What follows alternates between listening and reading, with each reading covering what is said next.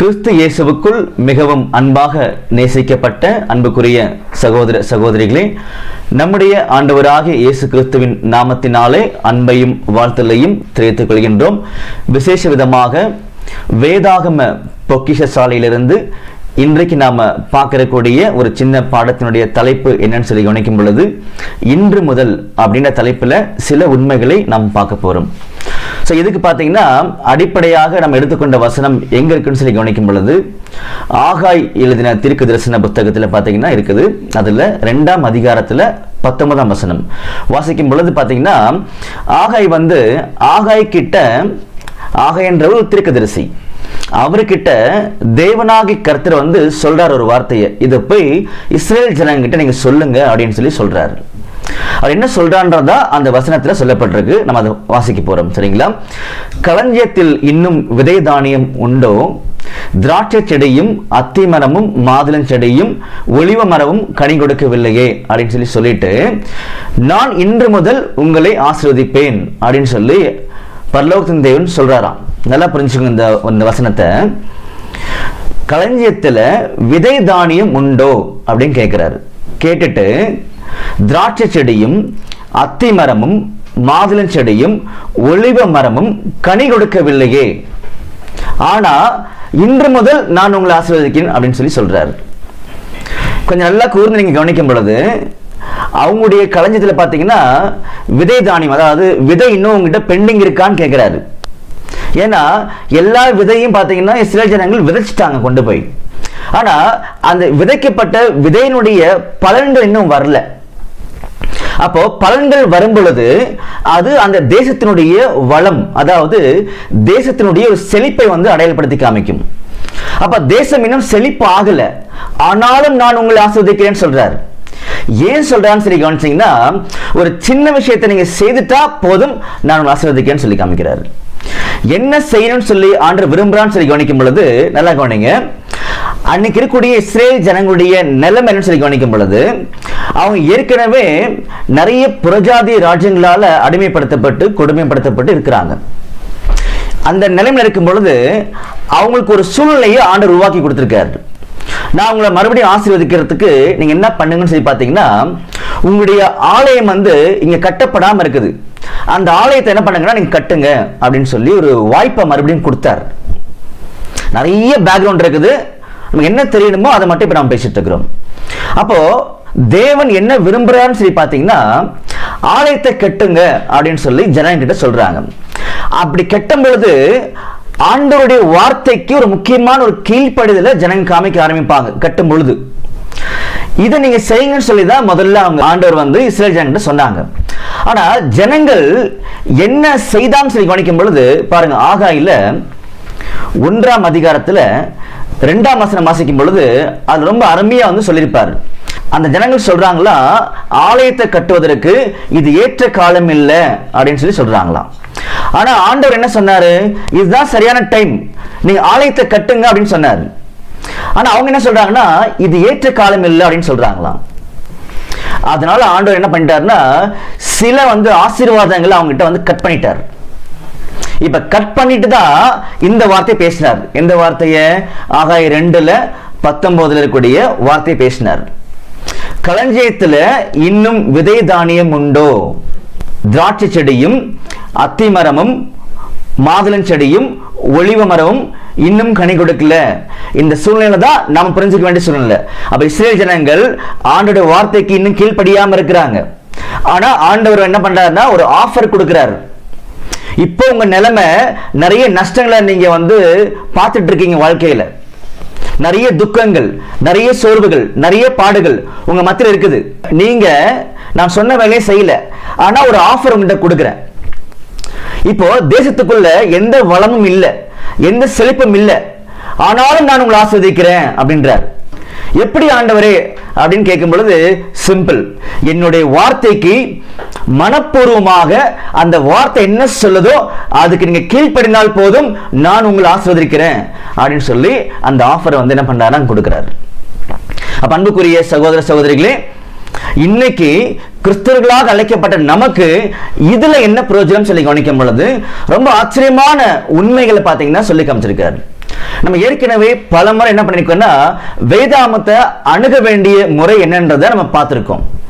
அப்படி கவனிக்கும் பொழுது இந்த வசனத்துக்குள்ளாக ஆண்டவருடைய திட்டங்களை சத்தியங்களை பார்த்தீங்கன்னா ரொம்ப அழகா வச்சிருக்காரு. அப்ப இதுதான் கிறிஸ்தவர்களாக அழைக்கப்பட்ட நமக்கு தேவைப்படக்கூடிய முக்கியமான விஷயம். காரணம் என்னன்னா 1 கொரிந்தியர்ல 3ஆம் அதிகாரத்துல 16-17 வசனங்கள் நீங்க வாசிச்சு பாருங்க. அதுல சொல்லுவாரு, நீங்களே அந்த ஆலயம். அப்படின்னா இஸ்ரேல் ஜனங்கிட்ட ஆலயத்தை கட்டுங்கன்னு சொன்னார். நம்மளை பார்த்து நீங்க தான் ஆலயம், நீங்க ஆலயமா மாறணும்னு சொல்றாரு. இந்த வேலையை இன்னைக்கு நம்மகிட்ட கொடுத்திருக்காரு. ஆனா அநேகர் பாத்தீங்கன்னா இத ஆலயம் கட்டுறதுக்கு ஏற்ற டைம் இல்ல அப்படின்னு சொல்லிட்டு தங்களுடைய சுயமான சிந்தனைகளுக்குள்ளாக வாழ்க்கை என்ன பண்ணிட்டு இருக்காங்க, வாழ்ந்துட்டு இருக்கிறாங்க. அதனாலதான் இன்னைக்கு உலகத்துக்குள்ளாக இருக்கக்கூடிய ஆண்டவருடைய பிள்ளைகள் மத்தியில அநேக பாத்தீங்கன்னா கஷ்டங்கள், நஷ்டங்கள், வேதனைகள், பாடுகள் ஒவ்வொரு நாளும் பாத்தீங்கன்னா அதிகமாயிட்டே போகுது. இப்படி போயிட்டு இருக்கும் போது அநேகர் சிந்திக்கிறாங்க, ஆண்டவரே எங்களுக்கு மட்டும் ஏன் ஆண்டவரே இப்படி நடக்குது, உண்மையான ஆண்டவரை நாங்க தேடிதானே ஓடிட்டு இருக்கிறோம் ஆண்டவரே அப்படின்னு சொல்லி கேட்கும் பொழுது ஆண்டவர் சொல்றாரு, ஒரு அருமையான ஆஃபர் உங்கள்கிட்ட கொடுக்குறேன், அது மட்டும் நீங்க செய்யுங்கன்னு சொல்றாரு. என்ன ஆண்டவரே அப்படின்னு சொல்லி கேட்கும் பொழுது, ஆலயமாக மாறக்கூடிய வாய்ப்பை உங்ககிட்ட கொடுத்திருக்கேன் இல்லையா, அதுக்கு கீழ்ப்படைந்து, அதாவது என்னுடைய வசனத்துக்கு அந்த வசனம் சொல்றது மாதிரி உண்மையா கீழ்ப்படைஞ்சு வாழ்க்கையை நீங்க நடத்துங்க, நான் உங்களை ஆஸ்வதிக்கிறேன். நல்லா கவனிங்க, எப்ப ஆஸ்வதிக்கிறேன்? இந்த பூமியில பாத்தீங்கன்னா எந்த செழிப்பும் இல்லாத ஒரு காலப்பகுதி தான் இது. ஏன்னா ஆதாம் சொல்லக்கூடிய முதல் மனிதன் இருந்தார் இல்லையா, எல்லாருக்குமே தெரியும். அந்த மனிதன் தவறு பண்ணும் பொழுது இந்த பூமியை ஆண்டவர் சபிச்சார். இது சபிக்கப்பட்ட பூமி. அதனாலதான் இன்னைக்கு இத்தனை நஷ்டங்களையும் கஷ்டங்களையும் உலகம் இன்னைக்கு பார்த்துட்டு இருக்குது. என்னைக்கு இந்த சந்தோஷமும் சமாதானமும் தெய்வீகமான ஆசீர்வாதங்களும் உலகத்துக்கு சேரும் சொல்லி பார்த்தீங்கன்னா ஆண்டவருடைய விசேஷமான காலப்பகுதி. அதுதான் எல்லாருக்கும் நல்லா தெரியும், 1000 ஆண்டு அரசாட்சின்னு சொல்லி தெரியும். அந்த காலப்பகுதியில் நான் ஆசீர்வாதத்தை உலகத்துக்கு கொடுக்க போறேன். அதுக்கு முன்னாடியே உங்களுக்கு கிடைக்கணும் அப்படின்னா, அதாவது நமக்கு கிடைக்கணும் அப்படின்னா நாம ஆண்டோட வார்த்தைக்கு கீழ்ப்படியணும்னு சொல்லி காமிக்கிறாரு. அதனாலதான் நல்லா கவனிங்க, இப்போ நம்ம ஆகாய 2:19 போயிடலாம். அங்க போகும்பொழுது களஞ்சியத்துல விதை தானியம் உண்டோ அப்படின்னு கேட்கிறாரு.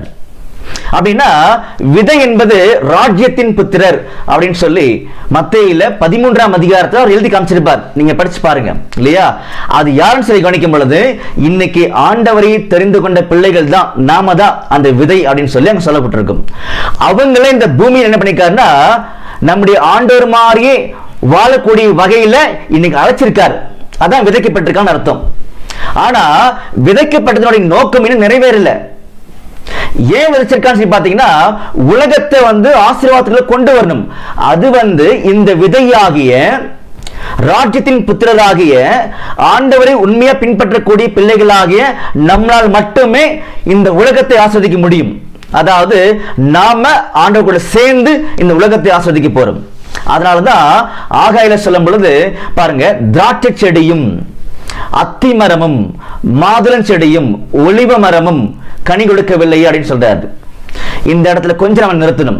அப்ப திராட்சை செடின்னு சொல்லி பாத்தீங்கன்னா அது யாரை அடையாளப்படுத்தும் சொல்லி கவனிக்கும் பொழுது பாருங்க, நீங்க வாசிச்சு பாருங்க, யோவான்ல 15ஆம் அதிகாரத்துல 5ஆம் வசனம் வாசிக்கும் பொழுது, நானே திராட்சை செடி நீங்கள் கொடிகள் அப்படின்னு சொல்லுவார். அப்படின்னா திராட்சை செடி என்பது நம்முடைய ஆண்டவராக இயேசு கிறிஸ்துவையும் அவரை உண்மையாக பின்பற்றக்கூடிய பிள்ளைகளையும் அடையாளப்படுத்தும். நம்பர் 1. சரிங்களா. அடுத்து என்ன போட்டிருக்காரு, ஆகாயில 2:19 முதல்ல என்ன பார்த்தோம், திராட்சை செடின்னு சொல்லி பார்த்தோம். 2வது கவனிக்கும் பொழுது அத்திமரம் அப்படின்னு சொல்றாரு. அப்போ அத்திமரம் சொல்லும் பொழுது அது யாரை அடையாளப்படுத்தும் சொல்லி காணிச்சீங்கன்னா நமக்கு நல்லா தெரியும், இஸ்ரேல் தேசத்தை அடையாளப்படுத்தும். எங்க வாசிக்கலாம் சொல்லி கவனிக்கும் பொழுது மத்தேயுல 21ஆம் அதிகாரத்துல 19ஆம் வசனம் வாசிக்கும் பொழுது நமக்கு தெரியும். சரிங்களா. அது ஒரு வசனம்.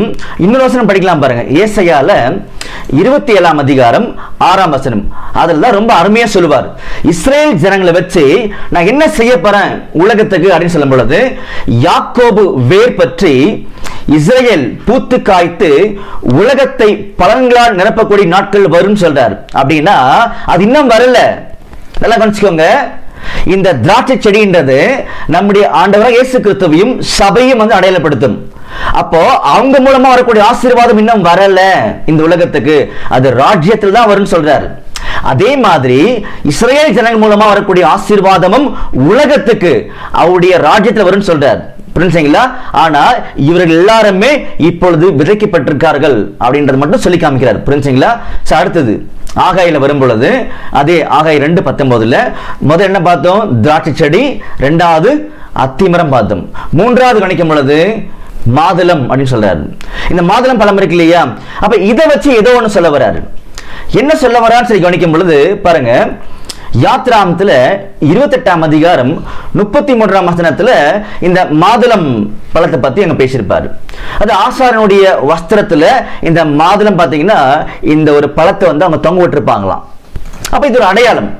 சோ இதை எப்படி விசேஷமா புரிஞ்சுக்கலாம்னு சொல்லி பாத்தீங்கன்னா, இந்த மாதுளம் பழத்தை உடைச்சு பாத்தீங்கன்னா நிறைய சீட் இருக்கும், ரெட் கலர்ல இருக்கும் இல்லையா? அப்போ அந்த சிகப்பு கலர்ல இருக்கக்கூடிய அந்த ஒரு காரியம் எதை அடையாளப்படுத்துதுன்னு சொல்லி கவனிக்கும் பொழுது நம்முடைய ஆண்டவராக இயேசு கிறிஸ்துவினுடைய விலையேறப்பெற்ற ரத்தம். அதான் பாத்தீங்கன்னா அவர் செலுத்தின பலி. அப்போ அவர் செலுத்தின பலியினுடைய ஆசீர்வாதங்கள் 1000 ஆண்டு அரசாட்சியில தான் உலகத்துக்கு கிடைக்க போகுது. புரிஞ்சுங்களா? அதனாலதான் 1 பேதுருல 1ஆம் அதிகாரத்துல 19ஆம் வசனத்துல ரொம்ப தெளிவா சொல்லி காமிச்சார்.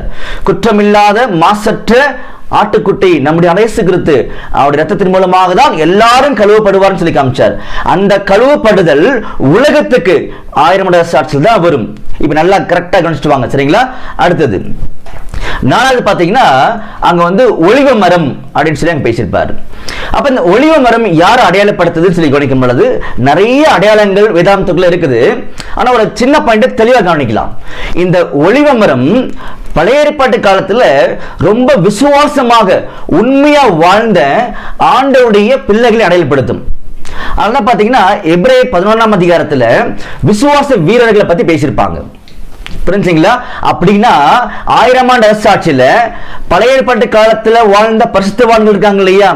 பாருங்க, உதாரணத்துக்கு மத்தேயுல 8ஆம் அதிகாரத்துல 11ஆம் வசனம் வாசிக்கும் பொழுது, அநேகர் கிழக்கிலும் மேற்கிலும் இருந்து வந்து பரலோக ராஜ்யத்தில் ஆபிரகாம், ஈசாக்கு, யாக்கோபோடு உட்கார்ந்து பந்திருப்பாங்க அப்படின்னு சொல்றாரு.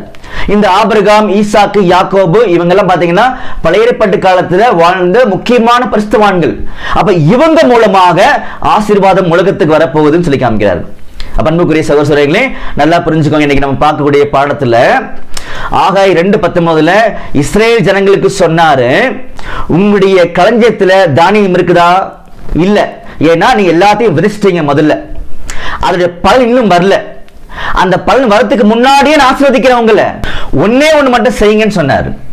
என்னுடைய வசனத்துக்கு உண்மையா கீழ்ப்படிஞ்சா மட்டும் போதும்னு சொன்னார். புரிஞ்சுங்களா? அப்ப தேசத்துல எந்த செழிப்பும் உண்டாகிறதுக்கு முன்னாடியே நான் உங்களை ஆசீர்வதிப்பேன், கீழ்ப்படிஞ்சா மட்டும் போதும்னார். அதே மாதிரிதான் இன்னைக்கு கிறிஸ்தவர்களாக அழைக்கப்பட்ட நாம வந்து 1000 ஆண்டு அரசாட்சியில ஒட்டுமொத்த உலகமும் மிகப்பெரிய ஆசீர்வாதத்தை பெற்றுக்கொள்ள போறாங்க.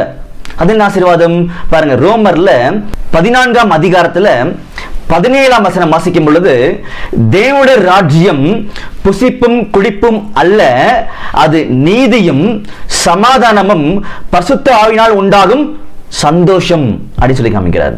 அப்போ இந்த 3 காரியத்தை தான் ஒட்டுமொத்த உலகமே 1000 ஆண்டு அரசாட்சியில பெற்றுக்கொள்ள போறாங்க. எதை? நீதி, சமாதானம், சந்தோஷம். இந்த 3மே இன்னைக்கு நமக்கு கிடைக்க போகுது. எப்ப கிடைக்கும்? எப்ப கிடைக்கும் அப்படின்னா நாம பரிபூர்ணமாக அவருடைய வசனத்தை கீழ்ப்படிஞ்சா மட்டுமே கிடைக்கும், வேற எந்த வகையும் கிடைக்காது. அப்ப கிறிஸ்தவர்களுக்கு மிகப்பெரிய ஆசீர்வாதம் இன்று முதல் இப்பவுமே ஆசீர்வதிக்கிறேன். என்ன பண்ணுங்கன்னா என்னுடைய வசனத்துக்கு உண்மையா கீழ்ப்படிங்க. அப்படி கீழ்ப்படியும் பொழுது உங்களுக்கு நீதி கிடைக்கும், உங்களுக்கு சமாதானம் கிடைக்கும், சந்தோஷம் கிடைக்கும். புரிஞ்சுங்களா? அப்ப அன்புக்குரிய சகோதர சகோதரிகளே, நாம் தொடர்ந்து ஆண்டவருடைய வார்த்தைக்கு கீழ்ப்படிஞ்சு அவர் கொடுக்கிறேன்னு சொல்லக்கூடிய அந்த ஆசீர்வாதங்களை பெற்றுக்கொள்ள ஆண்டவர் தாமே ஆசீர்வதிப்பாராக. ஆமென்.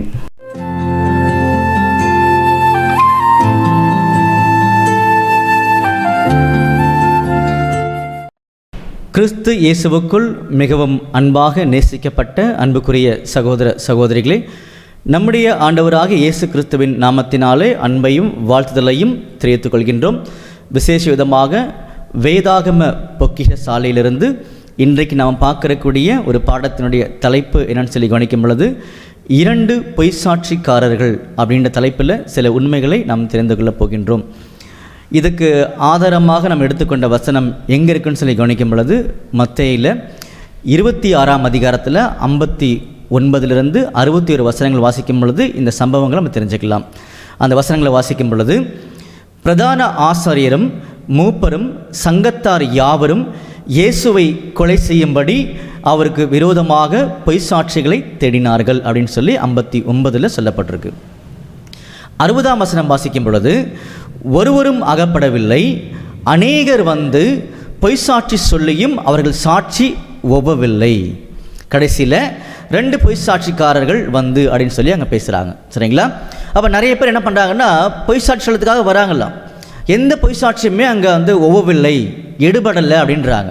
கடைசியில் 2 பொய்சாட்சிகள் வந்துன்னு சொல்லி 60ஆம் வசனம் முடிச்சுட்டு 61ஆம் வசனம் வாசிக்கும் பொழுது, தேவனுடைய ஆலயத்தை இடித்து போடவும் 3 நாளைக்குள்ளே அதை கட்டவும் எந்நாளே ஆகும் என்று இவன் சொன்னான் என்றார்கள். வந்த 2 பொய்சாட்சியும் என்ன சொன்னாங்கன்னு சொல்லி கவனிச்சிங்கன்னா, தேவனுடைய ஆலயத்தை இடித்து போடவும் 3 நாளைக்குள்ளே அதை என்னால் கட்ட முடியும் அப்படின்னு சொல்லி அவர் சொன்னதாக அங்கே சொல்கிறாங்க. இதுதான் நம்முடைய பாடத்தினுடைய அடிப்படை. அன்புக்குரிய சகோதர சகோதரிகளே, நம்முடைய வேதாகமம் ரொம்ப தெளிவான பிரமாணங்களை வந்து சொல்லியிருக்குது. பாருங்கள், யாத்ராமத்தில் 20ஆம் அதிகாரம் 16ஆம் வசனம் வாசிக்கும் பொழுது, பிறனுக்கு விரோதமாக பொய்சாட்சி சொல்லாதிருப்பாயாக அப்படின்னு சொல்லி ரொம்ப தெளிவாக கற்பனைகளில் கொடுக்கப்பட்டிருக்கு. நம்பர் 1. 2வது பார்த்தீங்கன்னா, யாரையாவது நம்ம வந்து குற்றவாளிகள் அப்படின்னு சொல்லி திருக்கிறோம் அப்படின்னா 2 சாட்சிகள் வேணுன்றதை அதே பிரமாணம் சொல்லுது. எங்கே எழுதப்பட்டிருக்குன்னு சொல்லி கவனிக்கும் பொழுது, உபாகமத்தில் 19ஆம் அதிகாரத்தில் 15ஆம் வசனம் நீங்கள் வாசிக்கும் பொழுது அது தெளிவாக உங்களுக்கு புரியும். 2 சாட்சிகள் மினிமம் தேவைன்றதை அங்கே சொல்லி காமிக்கிறாங்க. அதனால தான் அன்னைக்கு இருந்த வேதபாரகரும் பரிசேயரும் அந்த ஆலோசனை சங்கத்தார் யாவர் என்ன பண்ணுறாங்கன்னா, நம்முடைய ஆண்டவருக்கு விரோதமாக 2 பொய் சாட்சிகளை கொண்டு வந்தாங்க. இதில் என்ன ஆச்சரியமான உண்மைன்னு சொல்லி கவனிச்சிங்கன்னா, வந்து சொன்ன 2 பொய் சாட்சிகளும் சொன்ன வார்த்தைகளை கொஞ்சம் கவனித்து பார்த்தீங்கன்னா, இந்த வார்த்தையை நம்முடைய ஆண்டவர் ஏற்கனவே பேசியிருக்கார் ஆக்சுவலாக. ஆனால் அவர் பேசினதை அவங்க தவறாக புரிஞ்சுக்கிட்டாங்க. தான் முக்கியம். பாருங்கள், நம்முடைய ஆண்டவர் எங்கே பேசியிருக்கான்னு சொல்லி கவனிக்கும் பொழுது, யோவானில் 2ஆம் அதிகாரத்தில் 19ஆம் வசனத்தில் அவர் சொல்லியிருக்கார். இந்த 19ஆம் வசனம் வாசிக்கிறதுக்கு முன்னாடி யூதர்கள் வந்து அவர்கிட்ட சில கேள்விகளை கேட்குறாங்க. இவ்வளோ பெரிய வேலைகளை நீங்கள் செய்கிறீங்களே போதகரே, என்ன அடையாளங்கள் எங்களுக்கு கொஞ்சம் சொல்லுங்களேன் அப்படின்னு சொல்லி அவங்க அந்த மாதிரி அவங்க கேள்விகளை கேட்கும் பொழுது 19ஆம் வசனத்தில் ஆண்டவர் தெளிவாக சொல்கிறார். இயேசு அவர்களுக்கு பிரதியுத்தரமாக, இந்த ஆலயத்தை இடித்து போடுங்கள், 3 நாளைக்குள்ளே அதை எழுப்புவேன் என்றார். நல்லா கவனிச்சுக்கோங்க, இந்த ஆலயத்தை அப்படின்னு சொன்ன உடனே அங்கே சுற்றி இருந்த யூதர்கள் அவங்க சிந்தனை வேற இடத்துக்கு போயிடுச்சு. நம்முடைய ஆண்டவர் என்ன சொல்ல வராரோ அதை அவங்க உள்ளு வாங்கிக்காம, அதோட பொருள் புரிஞ்சிக்காம, அந்த வார்த்தையோட அர்த்தம் தெரிஞ்சிக்காம அவங்களோட சிந்தனைகள் வேற எங்கே போகுது பாருங்கள். 20ஆம் வசனத்தை தெளிவாக சொல்லுவார் பாருங்கள். அப்பொழுது யூதர்கள், இந்த ஆலயத்தை கட்ட 46 வருஷம் சென்றதே. பாருங்க, நம்முடைய ஆண்டவர் சொல்றது என்னமோ அவருடைய சரீரமாகிய ஆலயத்தை குறித்து பேசிட்டு இருக்கிறார். ஆனால் யூதருடைய சிந்தனை என்ன அப்படின்னா, அன்னைக்கு எருசலேமில் ஏரோது மூலமாக புதுப்பிக்கப்பட்ட அந்த ஆலயத்தை பற்றி அங்கே பார்த்துட்டு இருக்கிறாங்க, கேட்டுட்டு இருக்கிறாங்க. இந்த ஆலயத்தை கட்டுறதுக்கு தான் 46 வருஷம் ஆயிடுச்சு, நீங்கள் எப்படி 3 நாளைக்குள்ளே அதை எழுப்பி கட்டுவீங்க அப்படின்னு சொல்லி புரியாமல் அவங்க கேட்குறாங்க. ஆனால் ஆண்டவர் ஒரிஜினலாக எதை மீன் பண்ணார், எதை சொல்ல வந்தார்ன்றதை அடுத்த வசனத்தில் சீஷர்கள் ஆண்டோடைய மரணத்துக்கு பின்னாடி புரிஞ்சுக்கிட்டாங்களாம். அதை எழுதிக்கார பாருங்க. 21ஆம் வசனம் வாசிக்கும் பொழுது, அவரோ தம்முடைய சரீரமாகிய ஆலயத்தை குறித்து பேசினார் அப்படின்னு சொல்லி சீஷர்கள் அங்கே கிளியராக அங்கே விட்னஸ் பண்ணுறாங்க. புரிஞ்சுங்களா? அன்புக்குரிய சகோதர சகோதரிகளே, நல்லா புரிஞ்சுக்கோங்க. மத்தேயில படிக்கும் பொழுது 2 பொய் சாட்சிக்காரர்கள் வந்து ஒரு விஷயத்தை அங்கே சொன்னாங்க. சொன்ன காரியங்கள் நம்முடைய ஆண்டவர் ஏற்கனவே பேசின விஷயத்தை தான் அவங்க கேட்டு அங்கே ப்ரெசென்ட் பண்ணிட்டாங்க, சொல்லிட்டாங்க வந்து. ஆனால் இதில் என்ன முக்கியமான விசேஷம் சொல்லி பார்த்தீங்கன்னா, இந்த சுவிசேஷத்தை நம்முடைய ஆண்டவராக இயேசு கிறிஸ்துவுடைய மரணத்துக்கு பின்னாடி ஏறக்குறைய 14 வருஷத்துக்கு அப்புறமா அங்கே மத்தேயு எழுதுகிறார். எழுதும் பொழுது அதை பொய் சாட்சிக்காரன் சொல்லியே கிளியராக எழுதிட்டார். ஏன் எழுதினார் அப்படின்னா, நம்முடைய ஆண்டவர் சொன்ன வார்த்தையை தவறாக புரிந்து கொண்டு உண்மை தெரியாமல் அவர் என்ன சொல்ல வந்தாரோ அதனுடைய பொருள் தெரியாமல் பேசிட்டாங்க. அதனால தான் பொய் சாட்சிக்காரர்கள். அப்போ நமக்கு என்னன்னு சொல்லி பார்த்தீங்கன்னா, ஆதியாமத்திலிருந்து வெளிப்படுத்தின விசேஷம் வரைக்கும் ஏறக்குறைய 31,000 வசனங்கள் வேதாமத்துக்குள்ளாக கொடுக்கப்பட்டிருக்குது. அப்போ ஒவ்வொரு வசனத்துக்குள்ளாகவும் சொல்லப்பட்ட உண்மைகள், அதனுடைய பொருள் இல்லையா, அது தெரியாமல் நாமளும் பேசிட்டோம் அப்படின்னா, அதன் அடிப்படையில் வாழ்ந்துட்டோம் அப்படின்னா நாமளும் பொய் சாட்சிக்காரர்கள். இதுதான் முக்கியம். அதனால தான் நம்முடைய ஆண்டவர் ரொம்ப தெளிவாக சொன்னார் பாருங்கள். யோவான் 5:39 வாசிக்கும் பொழுது, வேத வாக்கியங்களை ஆராய்ந்து பாருங்கள், அவைகளால் தான் உங்களுக்கு நித்திய ஜீவன் அப்படி சொல்லிட்டு என்னை குறித்து சாட்சி கொடுக்கிறவைகளும் அவைகளே அப்படின்னு சொல்லி காமிச்சார். அதனால தான் வேத வசனத்தை ரொம்ப தெளிவாக வாசித்து அந்த வசனத்துக்குள்ள ஆண்டவருடைய விருப்பம், ஆண்டவருடைய சிந்தனை, ஆண்டவருடைய சத்தியம் என்ன இருக்குது அதை கண்டுபிடிச்சு தான் வெளியில் சொல்லுமே தவிர வெறுமனே வசனத்தை எடுத்து பேசிட்டோம் அப்படின்னா நாமளும் பொய் சாட்சிக்காரர்களாக மாறிடுவோம். ஏன்னா நல்லா தெளிவாக புரிஞ்சுக்கோங்க, அந்த 2 பொய் சாட்சிகளும் அதைத்தான் சொன்னாங்க. ஆண்டவர் சொன்னதை புரிஞ்சுக்காம பேசுனாங்க. அதனால தான் பொய் சாட்சிக்காரர்கள் இல்லையா. அப்போ நாம் மெய் சாட்சிக்காரர்களாக இருக்கணும் அப்படின்னா என்ன சாட்சி கொடுக்கணுன்றத ஆண்டவர் நமக்கு கற்றுக் கொடுக்குறார். அதனால தான் நம்மளை பார்த்து இந்த முதலாம் வருகையில் ஆண்டவர் மரித்து உயிர் திழந்து பரலோகத்துக்கு ஏறி போகும் பொழுது ஒரு அருமையான ஒரு விஷயத்தை நம்மகிட்ட சொல்லிட்டு போனார். ஒரு வேண்டுதலை, ஒரு சட்டத்தை, ஒரு ரெக்வஸ்ட்டை சொல்லிட்டு பண்ணார். என்னன்னு சொல்லி கவனிக்கும் பொழுது பாருங்க, அப்போஸ்தலரில் 1ஆம் அதிகாரத்தில் 8ஆம் வசனம் வாசிக்கும் பொழுது, பரிசுத்த ஆவி உங்களிடத்தில் வரும்போது நீங்கள் பலனடைந்து எருசலேமிலும் யூதேயா முழுவதிலும் சமாரியாவிலும் பூமியின் கடைசி பரியந்தும் எனக்கு சாட்சிகளாக இருப்பீர்கள். பார்த்தீங்களா? அப்போது நீங்கள் இந்த எல்லா இடத்துலையுமே பாருங்கள், எருசலேம், யூதேயா முழுவதிலும், சமாரியா, பூமியின் கடைசி பரியந்தும் எனக்கு சாட்சிகளாக இருப்பீர்கள் அப்படின்னு சொன்னார். என்ன சாட்சியாக இருக்கணும் அவருக்கு அப்படின்னு சொல்லி கவனிக்கும் பொழுது நம்முடைய ஆண்டவர் அவரை குறித்து ஒரு கேள்வியை அவர்கிட்ட கேட்டாங்க. ரொம்ப கிளியராக சொல்லி வாழ்ந்து காமிச்சார். அதே மாதிரி தான் நாமளும் அவருக்காக மெய் சாட்சிக்காரர்களாக இருக்கணும். என்னன்னு சொல்லி கவனிக்கும் பொழுது பாருங்கள், மத்தேயில 26ஆம் அதிகாரத்தில் 63, 64 வாசிக்கும் பொழுது, அந்த வசனங்களை வாசிக்கும் பொழுது அருமையாக சொல்லி காமிச்சிருக்காரு. அன்புக்குரிய சகோதரர்களே, பிரதான ஆசாரியன் நம்முடைய ஆண்டவர்கிட்ட ஒரு கேள்வி கேட்குறார். அந்த காலத்தில் பிரதான ஆசிரியர்கள்லாம் சாதாரண மக்கள் கிடையாது, வேத பிரமாணத்தில் கற்று தேர்ந்தவர்கள். சரிங்களா? அவங்களுக்கு ஆண்டோடைய பிரமாணங்களை வாசிக்கும் பொழுது ஒரு உண்மையை அவங்க நல்லா தெரிஞ்சு வச்சிருக்கிறாங்க. பரலோகத்தில் ஒரு தேவன் இருக்கிறாரு, அவர் அவருடைய குமாரனாகிய மேசியாவை இந்த பூமிக்கு அனுப்புவார், அவர் தான் அவருடைய குமாரன் அப்படின்றது அவங்க நல்லா தெரியும். இதெல்லாம் தெரிஞ்சதுனால தான் இப்போ இந்த 63ஆம் வசனத்தில் இந்த கேள்வியை நம்முடைய ஆண்டவர்கிட்ட அவர் கேட்குறார், பிரதான ஆசிரியர் கேட்குறார். அந்த வசனத்தை வாசிக்கும் பொழுது, இயேசுவோ பேசாமல் இருந்தார். அப்பொழுது பிரதான ஆசாரியன் அவரை நோக்கி, நீ தேவனுடைய குமாரனாகிய கிறிஸ்து தானா? அதை எங்களுக்கு சொல்லும்படி ஜீவனுள்ள தேவன் பேரில் உன்னை ஆணையிட்டு கேட்கிறேன் என்றான். பார்த்தீங்களா? ஜீவனுள்ள ஒரு தேவன் இருக்கார் பரலோகத்தில், அவர் மேலே ஆணையிட்டு கேட்குற, நீ கிறிஸ்து தானா, அதாவது மேசியாவா, அதாவது பரலோகத்தின் தேவனுடைய குமாரனா, அவர் தான் உங்களுக்கு கீழே அமிச்சாரா அப்படின்ற வகையில் எல்லா வகையிலும் அவர் அந்த கேள்வியை உள்ளடக்கி அங்கே வச்சார் முன்னாடி. நம்முடைய ஆண்டவர் ரொம்ப திருப்தி ஆயிட்டார். நீ கேட்ட கேள்வியில் நான் எந்த மாடிஃபிகேஷனும் பண்ண வேண்டாம், பர்ஃபெக்டாக கேள்வி கேட்டிருக்கீங்க. அதனால தான் ஆண்டவர் பதில் சொல்கிறார். அதற்கு இயேசு, நீர் சொன்னபடி தான். நீங்கள் என்ன சொன்னீங்க? பரலோகத்தின் தேவன் ஒருத்தர் இருக்கார் இல்லையா, அந்த தேவனுடைய, அதாவது ஜீவனுள்ள தேவனுடைய குமாரனாகிய கிறிஸ்து தானா அப்படின்னு கேட்டார் பிரதான ஆசிரியர். அதனால தான் ஆண்டவர் சொன்னார், நீர் சொல்லுகிறபடி தான் சொன்னார். அப்போ இந்த மாதிரி தான் யாருன்றதை குறித்து தெளிவாக சொல்லி வாழ்ந்து காமிச்சார். அந்த மாதிரி நாமளும் நம்முடைய இயேசு கிறிஸ்துக்காக மெய் சாட்சியாக இந்த பூமியில் வாழணும். அப்போ அன்புக்குரிய சகோதரர்களே, இன்றைக்கு நாம் பார்த்த பாடத்தில் 2 பொய் சாட்சிக்காரர்கள் அப்படின்னு சொல்லக்கூடிய தலைப்பில் பாடம் பார்த்தோம். அதில் வந்து சொன்னவங்க ஆண்டுடைய வார்த்தையை தவறாக புரிந்து கொண்டு சாட்சி கொடுத்தார்கள், அவங்க பொய் சாட்சிக்காரர்கள்.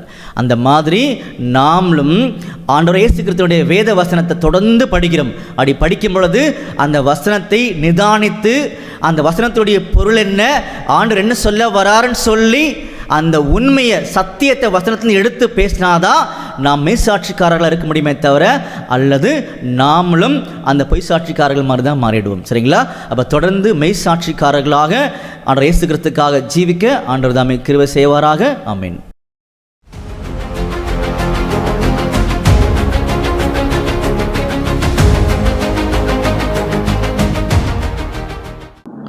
கிறிஸ்து இயேசுவுக்குள் அன்பாய் அழைக்கப்பட்ட அன்புக்குரிய சகோதர சகோதரிகளே, நம்முடைய ஆண்டவராகிய இயேசு கிறிஸ்துவின் நாமத்தினாலே அன்பையும் வாழ்த்திலும் தெரிவித்துக் கொள்கிறோம். விசேஷ விதமாக நிறைவேறும் நீதி என்கிற இந்த ஒரு தொடர் வேதாகமத்தின் மகத்துவங்களை தெரிந்து கொள்ளக்கூடிய வாய்ப்பில் நம்ம 9ஆம் பாகத்துக்குள்ளே வந்திருக்கோம். அன்புக்குரிய சகோதர சகோதரிகளே, கடந்த 8ஆம் பாகத்தில் என்ன பார்த்துருந்தோம்னு சொல்லி பார்த்தீங்கன்னா, வேதத்தில் நம்முடைய ஆண்டவர் கொடுத்துருக்கூடிய சத்தியங்களை எப்படி கண்டுபிடிக்கலான்னு சொல்லக்கூடிய ஒரு மெத்தட் இருந்துச்சு. 4 ஃபார்முலாவை பயன்படுத்தினோம். 6 மெத்தட் என்ன பண்ணோன்னா நம்ம யூஸ் பண்ணோம். அதில் கடைசியில் நான் 2 மெத்தட் நம்ம பார்த்து 8ஆம் பாகத்தை முடிச்சிருந்தோம் இல்லையா? அப்போது வசனத்துக்கு உள்ள சத்தியம் மறைஞ்சிருக்கிறது அப்படின்றதான் அடிப்படையான ஒரு மாபெரும் உண்மை. அப்போது அந்த வசனத்துக்குள்ளே இருக்கக்கூடிய மறைஞ்சிருக்கக்கூடிய சத்தியத்தை கண்டுபிடிக்கும் போது நம்முடைய ஆண்டவர் இயேசு கிறிஸ்துவோட திட்டங்களை தெரிந்து கொண்டு அவர் விரும்புகிற மாதிரியே வாழ்ந்து இந்த உலகத்தோட நாமத்தை மகிமைப்படுத்தி பரலோக ராஜ்யத்துக்குள்ளே பிரவேசிக்க முடியுன்றது தான் நாம் தெரிந்து கொண்ட உண்மைகள் இல்லையா?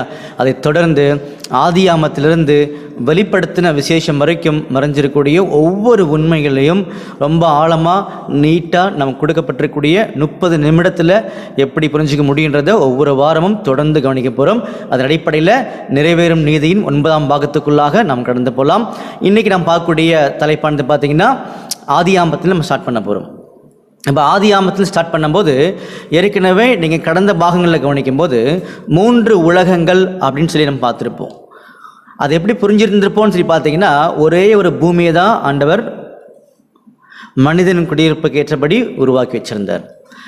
அந்த பூமியில் என்னைக்கு மனுஷனை கொண்டு வந்து அவன் வாழக்கூடிய வாய்ப்புகளை ஏற்படுத்தி கொடுத்து மனுஷனை செயல்பட வைக்கிறாரோ அன்னையிலேருந்து உலகங்கள் ஸ்டார்ட் ஆக ஆரம்பிக்குது இல்லையா? அப்போது அதில் 3 காலப்பகுதி தான் 3 உலகன்றதை பார்த்தோம்.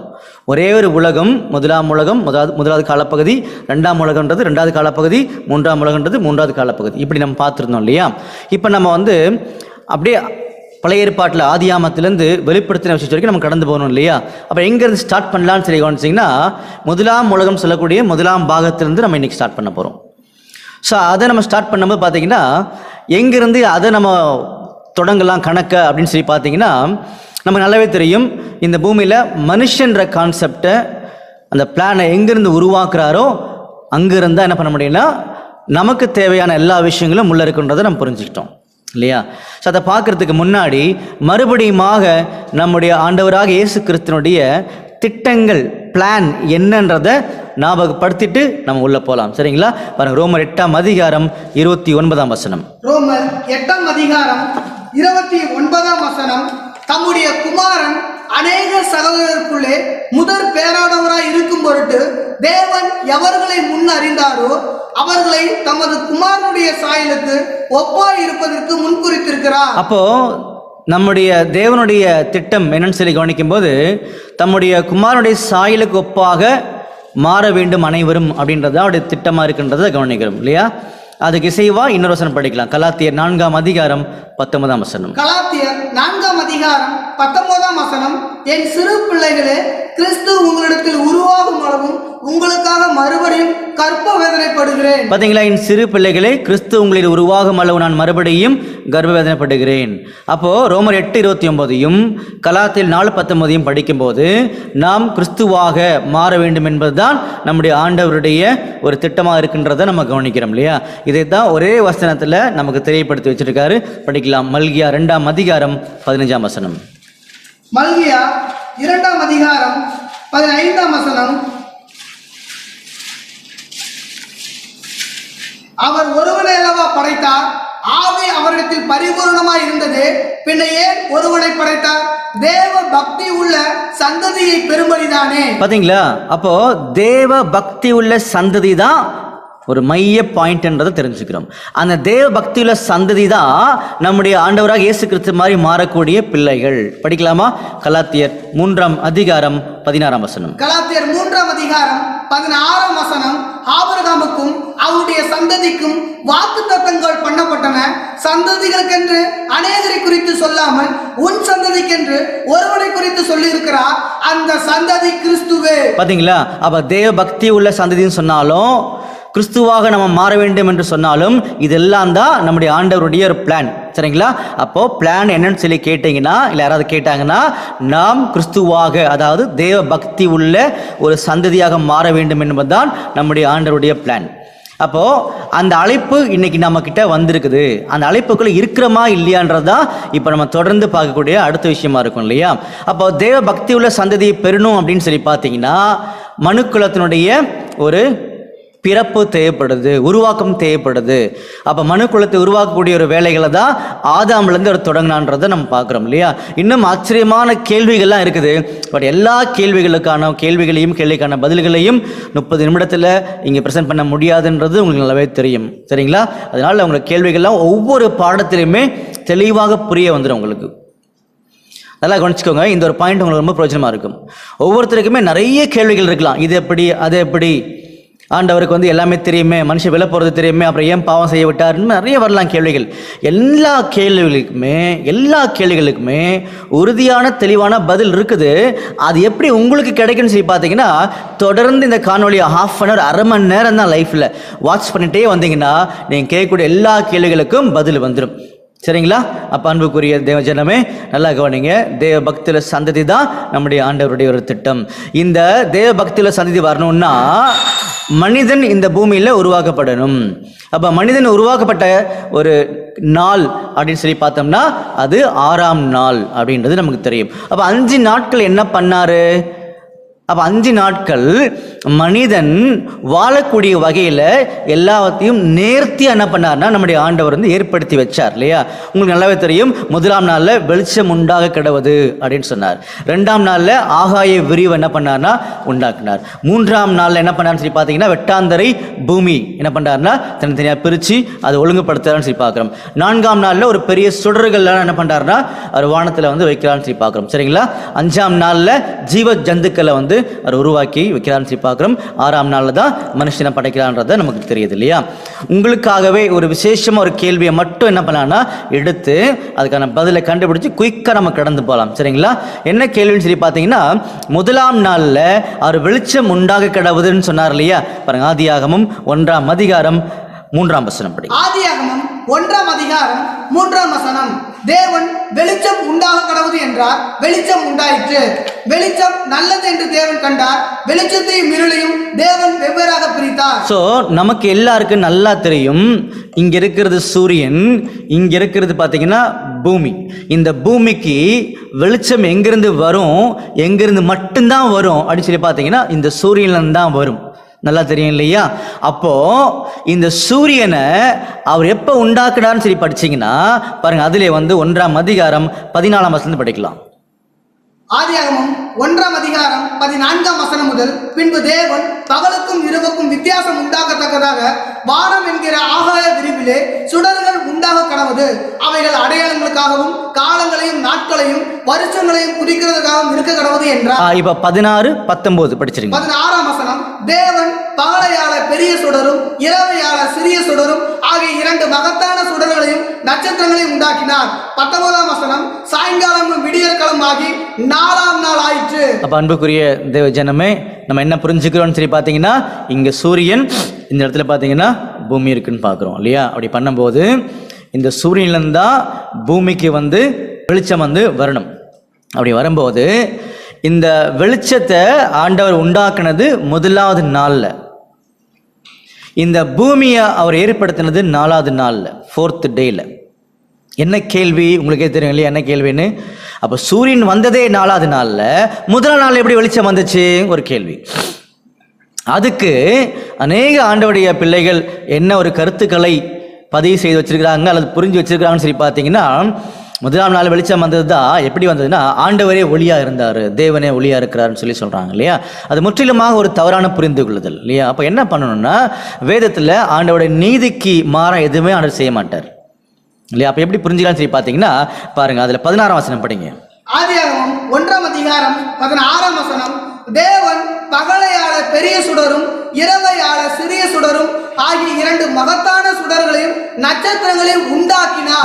உண்டாக்கினார் அப்படின்னு போடப்பட்டிருக்குல்ல, நல்லா கவனிங்க சரிங்களா. என்ன போட்டுக்காரீங்க? உண்டாக்கினார் அப்படின்னு போடப்பட்டிருக்குல்ல, உண்டாக்கினார் போட்டிருக்காரு இல்லையா. அப்படி போடப்படும் போது இந்த இடத்துல எந்த வார்த்தையை பயன்படுத்தலாம்னு சொல்லி பார்த்தீங்கன்னா, ASAH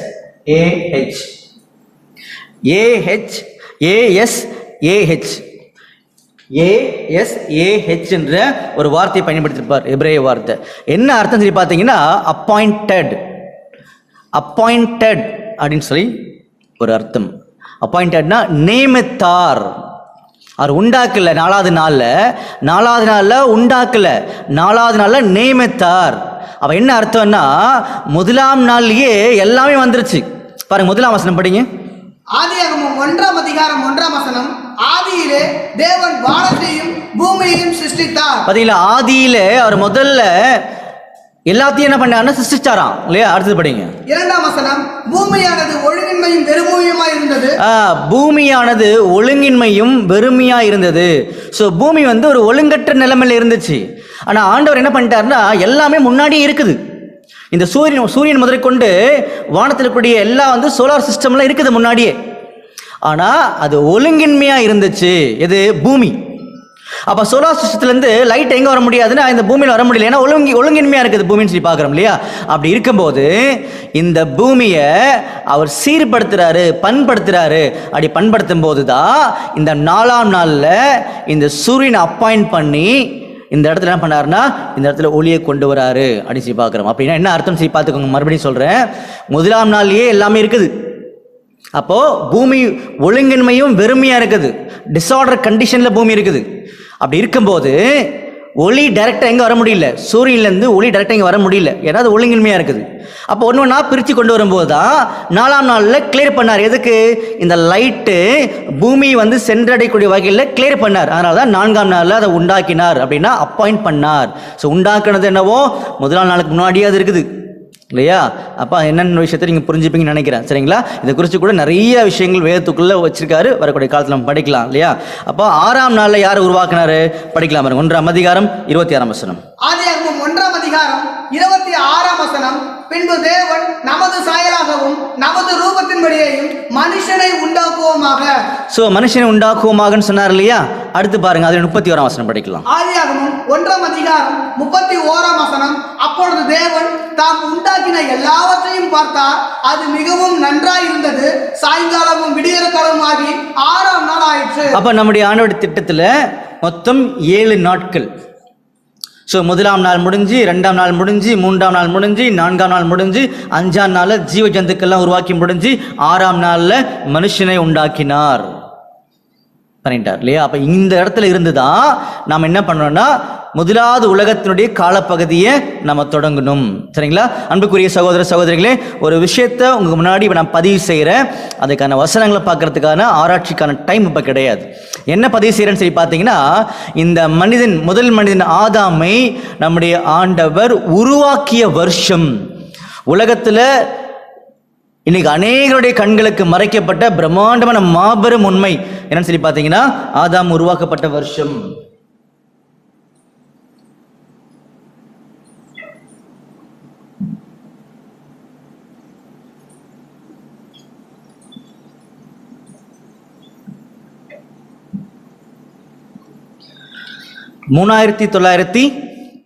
58 BCல ஆதாம் உருவாக்கப்பட்டார்.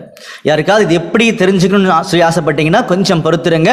கட்டாயமாக இதே காணொலியில் வசனத்தில் அது எங்கெல்லாம் பதிவு செய்திருக்கான்ற விஷயத்த உங்களுக்கு முன்னாடி நாங்கள் சப்மிட் பண்ணுறோம். சரிங்களா? அப்போ ஆதாம் உருவாக்கப்பட்டாச்சு. அப்போ மனுஷன் தனிமையாக இருப்பது நல்லதில்லை. நம்முடைய ஆண்டோட பிள்ளைகள் எல்லாருக்குமே தெரியும் இந்த பேக்ரவுண்ட் எல்லாமே. அதனால் கொஞ்சம் குயிக்காக நம்ம கடந்து போகலாம். அப்போ மனுஷன் தனிமையாக இருப்பது நல்லதில்லைன்னு சொல்லிட்டு என்ன பண்ணாருன்னா, அதே 6ஆம் நாளில் ஆதாமுக்கு பின்னாடி ஆதாமுக்கு இறந்த நித்திரை வர வச்சு என்ன பண்ணார்னா ஏவாளை உருவாக்குனார் இல்லையா? இப்போ ஏவாளை உருவாக்குறதுக்கு முன்னாடி ஆண்டவர் ஆதாமை கூப்பிட்டு விசேஷமா என்ன பண்ணார், ஒரு கட்டளை கொடுத்திருந்தார் இல்லையா? பாருங்க 2ஆம் அதிகாரம் 17ஆம் வசனம். ஆதியாகமம் 2ஆம் அதிகாரம் 17ஆம் வசனம். ஆனாலும் நன்மை தீமை அறியத்தக்க விருட்சத்தின் கனியை புசிக்க வேண்டாம், அதை நீ புசிக்கும் நாளில் சாகவே சாவா என்று கட்டளையிட்டார். பாத்தீங்களா? அதை புசிக்கும் நாளிலே சாகவே சாவான்னு சொன்னார். புசிக்கும் நாளில் நீ செத்துருவேன்னு சொன்னார். அன்புக்குரிய தேவஜனமே நல்லா கவனிங்க. இப்போ தண்ணி இங்கே இருக்குது. இந்த தண்ணியை நான் குடித்தேன் அப்படின்னா குடிக்கிற நாள்லேயே நான் மறிச்சிடணும் இல்லையா? அதுதான் புரிந்து கொள்ளுதல். அப்போ ஆதாம் கிட்ட நம்முடைய ஆண்டவர் கூப்பிட்டு இந்த பழத்தை நீ சாப்பிடக்கூடாது, சாப்பிட்டேன்னா அது சாப்பிட்ற புசிக்கும் அந்த நாளில் on that day you will die, புசிக்கும் நாளிலே சாகவே சாவேன்னு சொன்னார். ஆனால் ஆதாம் அதை என்ன பண்ணார்னா ஏவாள் மூலமாக அதை வாங்கி சாப்பிட்டார். ஆனால் ஆண்டவர் சொன்ன மாதிரி அன்னைக்கு நாளில் அவர் சாகலை. அதுக்கு நம்முடைய தேவனுடைய பிள்ளைகள் சொல்லக்கூடிய ஒரு விளக்கம் சரி பார்த்தீங்கன்னா, அவர் ஆவியில் செத்து போயிட்டாரு, ஆத்மாவில் செத்து போயிட்டான்றத நிறைய விஷயங்கள் என்ன பண்ணாங்கன்னா எக்ஸ்பிளேஷன் கொடுக்குறாங்க. இதெல்லாம் பார்த்தீங்கன்னா வேதத்தில் நம்முடைய ஆண்டவர் அங்கீகரிக்காத விளக்கங்கள். ரொம்ப கிளியராக விளக்கம் சொல்லணும்னு சொல்லி ஆசைப்பட்டீங்கன்னா தொடர்ந்து கவனிங்க, உங்களுக்கு புரிய ஆரம்பிக்கும். அப்போ ஆதாம் அன்றைய நாளில் சாவன் சொன்னார். ஆனால் பிசாசானவன் சாக மாட்டேன்னு சொன்னான்.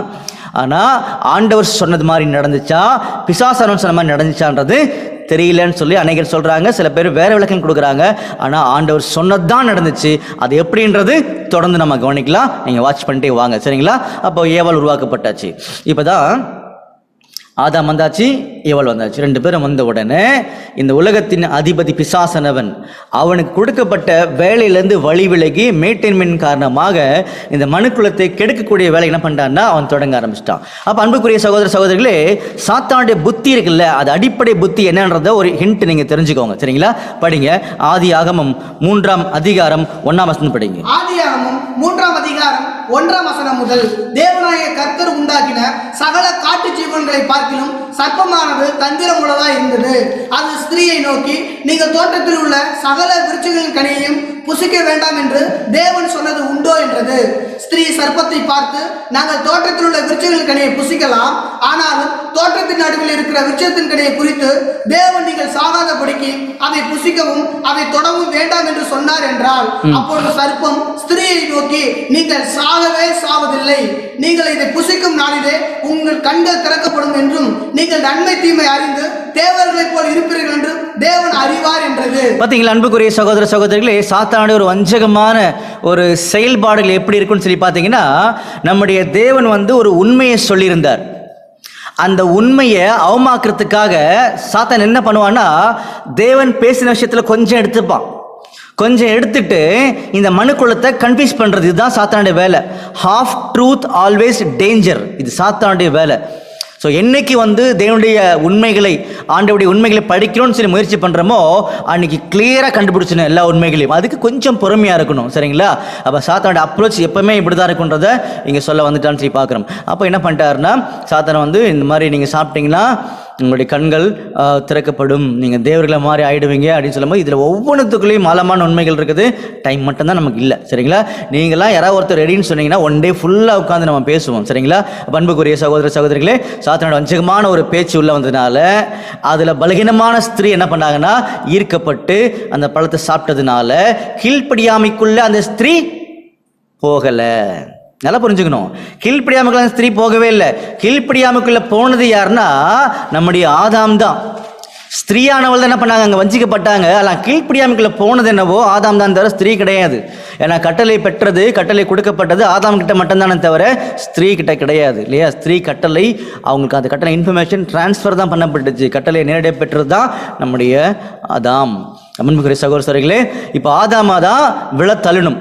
அப்போது நம்முடைய ஆண்டவர்கிட்ட டைரெக்டாக கட்டளை பெற்ற ஆதாமை கீழே விழத்தர முடியாதனால தான் ஏவாள் மூலமாக இந்த அப்ரோச்.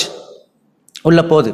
அப்போ ஆதாம் டைரெக்டாக ஆதாமை உள்ள தள்ள முடியாது. அப்போ ஏவாள் மூலமாக உள்ளே போகும்போது ஆதாம் அந்த பழத்தை வாங்கி சாப்பிட்றாரு. என்ன காரணமாக இருக்கும்னு சொல்லி கூர்ந்து கவனிக்க ஆசைப்படும் போது பார்த்தீங்கன்னா, ஆதாமுக்கு நம்முடைய ஆண்டவர் பிரம்மாண்டமாக சொல்லி கொடுத்த ஒரு கேரக்டர் இருக்குது. என்ன கேரக்டர்னு சொல்லி பார்த்தீங்கன்னா, அன்புன்ற ஒரு கேரக்டர். இந்த அன்பு பரிபூர்ணமாக பரிசுத்தமாக நிலையான ஒரு அன்பை பாவம் இல்லாத ஆதாம், பரிசுத்தமாக உண்டாக்கப்பட்ட ஆதாம் ஆண்டவர்கிட்ட பெற்றிருந்தார் இல்லையா? அந்த அன்பை இப்போ ஸ்திரீ கிட்ட பகிர்ந்துக்கும் போது இந்த அன்புடைய ஈர்ப்பு சக்தி ரொம்ப அதிகம் அந்த இடத்துல. அப்போ ரொம்ப அட்ராக்ட் ஆகிட்டார் அந்த அம்மா கிட்ட அட்ராக்ட் ஆகிட்டார். அன்பில் ரொம்ப அதிகமாக நினைச்சிட்டார். அப்போ அன்புடைய ஃபர்ஸ்ட் கண்டிஷன் என்னன்றதை நல்லா புரிஞ்சுக்கோங்க. அன்புடைய ஃபர்ஸ்ட் அடிப்படையான கண்டிஷன், நாங்கள் பேசுறதுல ஒவ்வொன்றுக்கும் வசனம் இருக்குது, பட் டைம் மட்டும்தான் இல்லை. அன்புடைய அடிப்படையான கண்டிஷன் பார்த்தீங்கன்னா, அன்பை நம்ம வாங்கிட்டோம். யார்கிட்ட வாங்கிட்டோம்? நம்முடைய ஆண்டவர்கிட்ட வாங்கிட்டோம்.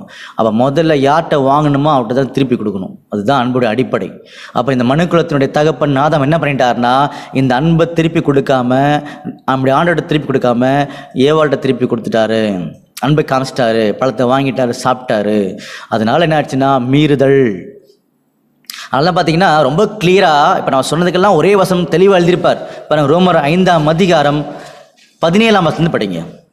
ரோமர் 5ஆம் அதிகாரம் 17ஆம் வசனம் முதல், அல்லாமலும் ஒருவருடைய மீறுதலினாலே, பார்த்தீங்களா, அல்லாமலும் ஒருவருடைய மீறுதலினாலே அந்த ஒருவன் மூலமாய் மரணம் ஆண்டு கொண்டிருக்க. பார்த்தீங்களா, அது ஏவாள் மூலமாக கிடையாது, அது ஆதாம். அப்போ ஆதாம் மூலமாக தான் உலகத்துக்குள்ள அந்த கீழ்ப்படியான் மூலமாக பாவம் எல்லாம் வந்துச்சு. கீழ்ப்படியாமல் போகிறதுக்கு தூண்டப்பட்டது யாரோ? ஸ்திரீ தான். தூண்டினது யாருன்னா பிசாசானவன் தான். ஆனால் இந்த பாதிப்புகளை, தவறுகளை, பாவங்களை எங்கேருந்து நம்முடைய ஆண்டவர் கவுண்ட் பண்ணுறாருன்னா ஆதாம் கிட்ட இருந்து. ஏன்னா ஆதாம் தான் கட்டளையை பெற்றவர் அப்படின்னு சொல்லிட்டாருங்க இல்லையா? அப்போ கீழ்ப்படியாமை அங்கே உள்ளே வந்துருச்சு. அப்போ ஆண்டவர் பார்த்தார், நிறைய விஷயங்களை சொன்னார். ஏன் ஆதாம் அப்படி பண்ணிட்டீங்கன்னு சொல்லும்போது ஆண்டவர் கிட்ட இந்த ஆதாம் நல்லா தெளிவாக பேசிட்டார். என்ன பேசிட்டாருன்னா, நீங்கள் தான் ஆண்டவரே காரணம்னு சொல்லிட்டார். எப்படி சொல்லிட்டாரு? நீங்கள் கொடுத்தீங்களே, உண்டாக்கி எனக்கு கொடுத்தீங்களே ஒரு ஸ்திரீ, அந்த ஸ்திரீ தான் இப்படி பண்ணிட்டாங்கன்னு சொல்லி 3ஆம் அதிகாரம் ஃபுல்லாக நீங்கள் படித்து பார்த்தீங்கன்னா உங்களுக்கு தெரியும் இல்லையா? ஸோ அதனால் என்ன பண்ணாருன்னா, அங்கே சில என்கொயரிலாம் பண்ணிட்டு ஆண்டவர் என்ன பண்ணிட்டாருன்னா, ஸ்திரீயை கூப்பிட்டு கேட்கும்போது ஸ்திரீ மறுபடியும் தவறுகளை கொண்டு போய், பழியை கொண்டு போய் பிசாசான மேலே போட்டதுனால ஒரு பெரிய ப்ராஃபஸி என்ன பண்ணாருன்னா, ஃபஸ்ட்டு அங்கே ஸ்பெல் அவுட் பண்ணார், சொல்லி காமிச்சார் இல்லையா? உனக்கும் ஸ்திரீக்கும் உன் வித்துக்கும் அவள் வித்துக்கும் பகை உண்டாக்குவேன், அவர் உன் தலையை நசுக்குவார், நீர் அவருடைய குதிங்காலை நசுக்குவான்னு சொல்லி காமிச்சார் இல்லையா? இது கூட ஒரு பயங்கரமான ஒரு ஆச்சரியமான உண்மை இருக்குது உள்ள. அதுதான் என்னால் சொல்ல முடியும். இப்போதைக்கு அநேகர் அந்த அவர்ன்றது நம்முடைய ஆண்டவர் இயேசு கிறிஸ்துன்னு சொல்லி சொல்கிறாங்க. ஒரு வசனத்தை வச்சு கூட என்ன பண்ண முடியாதுன்னா அது நம்மளால் நிரூபிக்க முடியாது. இப்போ சொன்ன அந்த பாயிண்ட்டை இல்லையா? அந்த அவர் யாருன்றத ரொம்ப துல்லியமாக என்ன பண்ணிக்காருன்னா பிரிண்ட் பண்ணிக்கார் பைபிளில். கண்டுபிடிச்சலாம் நம்ம யாருன்றத. அந்த ப்ராஃபஸி தெரியும் போது உங்களை விட மகிழ்ச்சியாராங்க இந்த உலகத்தில் யாருமே இருக்க முடியாது. அது வரைக்கும் நீங்கள் கொஞ்சம் என்ன பண்ணுங்கன்னா கொஞ்சம் வெயிட் பண்ணி பாருங்கள், சரிங்களா? இன்றைக்கி நம்ம எடுத்துருக்க கான்செப்ட் என்னன்னு சொல்லி பார்த்தீங்கன்னா, இந்த முதலாம் உலகத்துக்குள்ளே ஆதாம் படைக்கப்பட்டார் இல்லையா? 3958 இங்கே இருந்து நடந்த சில சம்பவங்களை மட்டும் தான் படிச்சுட்ருக்கோம், அவ்வளோதான் இல்லையா? அது மட்டும் போதும் நமக்கு. அப்போ ஆதாம் மீறலுக்குள்ளே போயிட்டாரு, பாவம் பண்ணிட்டாரு. என்ன பண்ணார்னா, நம்முடைய ஆண்டவர்கிட்ட என்கொயரி பண்ணார். சில தண்டனைகள்லாம் ப்ரொனவுன்ஸ் பண்ணிவிட்டு, நீ தயவுசெய்து வெளியே போயிடுப்பா, நீ ஏதேன் தோட்டத்தில் இருக்க வேணான்னு சொல்லி அமுச்சு விட்டார். வெளியே போகிறாங்க. அவங்க காயின் ஆபேல்லாம் அங்கேருந்து பிறக்க ஆரம்பிச்சிட்டாங்க. இதில் கூட நம்மளுக்கு இன்ட்ரெஸ்டிங்கான விஷயம் இருக்குது. காயின் ஆபேல் சொல்லி பார்க்கும்போது ஆபேலுடைய காணிக்கைகளை நம்முடைய ஆண்டவர் அங்கீகரித்தார். ஏன் காயினுடைய காணிக்கைகள் அங்கீகரிக்கலைன்றதுக்கும் ஆச்சரியமான உண்மைகள் காத்திருக்குன்னு சொல்லி பார்க்குறோம் இல்லையா? ஸோ இப்படி காலங்கள் போகும்போது நம்ம காயினுக்கு சில தண்டனைகள் கொடுக்கப்பட்டுச்சு. ஆதாமை கொலை பண்ணதுனால, ஆபேலை கொலை பண்ணதுனால சில தண்டனைகள் கொடுக்கப்பட்டு அவருக்கும் அந்த காலங்கள் கடந்து போகுது.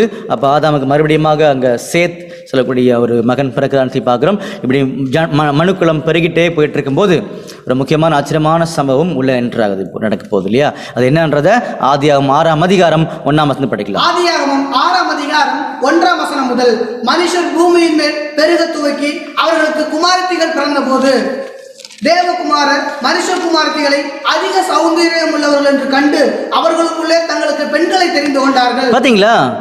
ஸோ நம்முடைய இந்த பாடத்தினுடைய மைய கருத்து, கோர் பாயிண்ட் என்னன்னு சொல்லி கவனிச்சிங்கன்னா, முதலாம் உலகத்தில் அந்த காலப்பகுதியில் என்ன நடந்துச்சு, அந்த காலப்பகுதி இங்கே ஸ்டார்ட் பண்ணியிருக்கோம், நம்ம முடிக்க போகிறோம், எங்கேயோ இடத்துல முடிக்க போகிறோம். அது வசனத்தில் நம்ம காமிச்சிடலாம் பின்னாடி டைம் இல்லை, சரிங்களா? முடிக்கும் போது இப்போ ஒரு முக்கியமான சம்பவம் நடந்திருக்குது.